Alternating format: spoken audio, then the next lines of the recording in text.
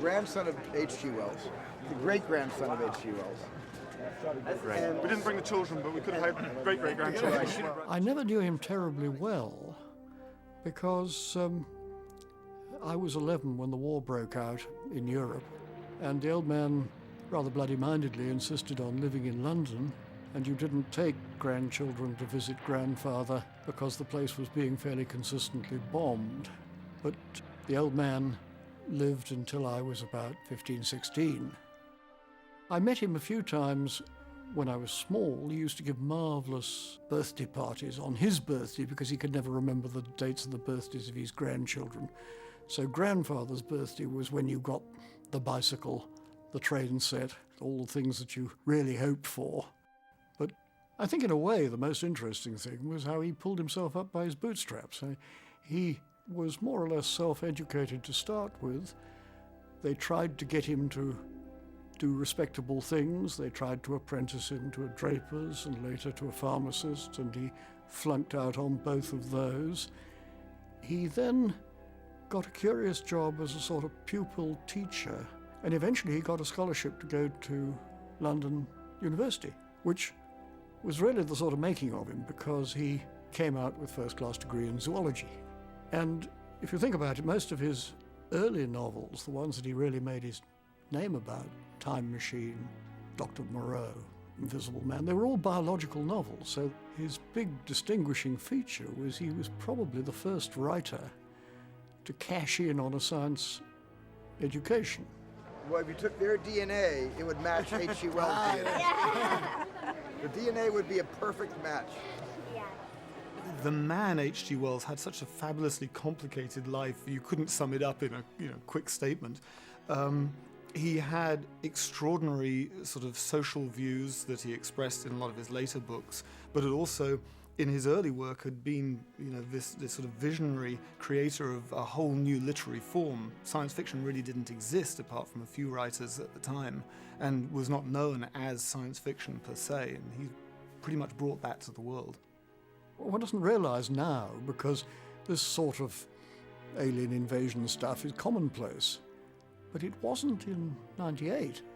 It was an entirely novel idea. And so, at the end of the 19th century, there was an enormous sort of burst of literacy in England, and a lot of magazines serialized stories. So H.G. actually published all of his novels as serials in a magazine first, and in the case of War of the Worlds, it came out in Pearson magazine, and was then turned into a book later. And when Wells wrote War of the Worlds, he was actually very much on an up and up. He'd written like 3 hugely successful novels prior to this. It's quite interesting that before Time Machine, he'd been nowhere. He'd been writing as a desperate attempt to do something to make a living because he'd had to give up being a school teacher due to an injury that he had got. So writing was very much a fallback career for him, which had suddenly and very unexpectedly just blossomed.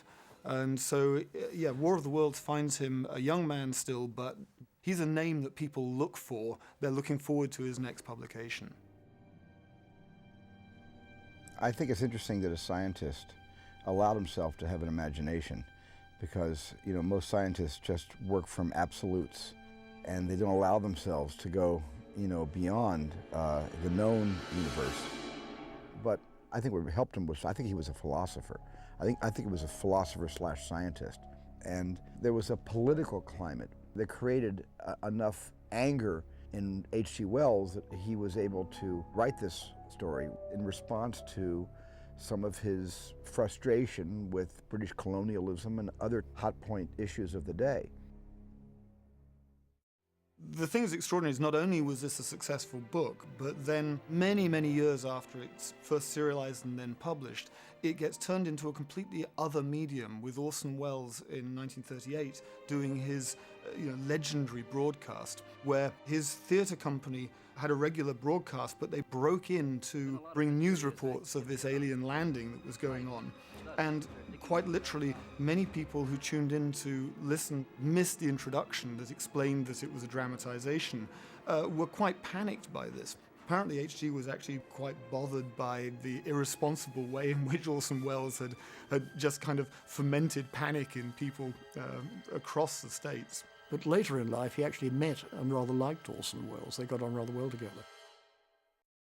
George Pal was a movie producer in Hollywood in the 50s and 60s who had a real love for H.G. Wells' writing.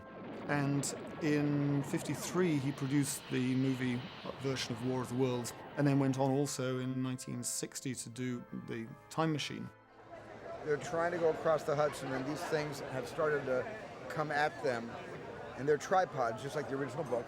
We went with what Wells originally intended, which is to have the machines not be flying saucers, but be tripods.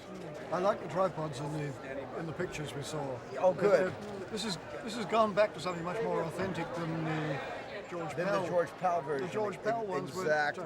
I think H.G. would be enormously gratified to know that his novels are still current and that he's still actually published.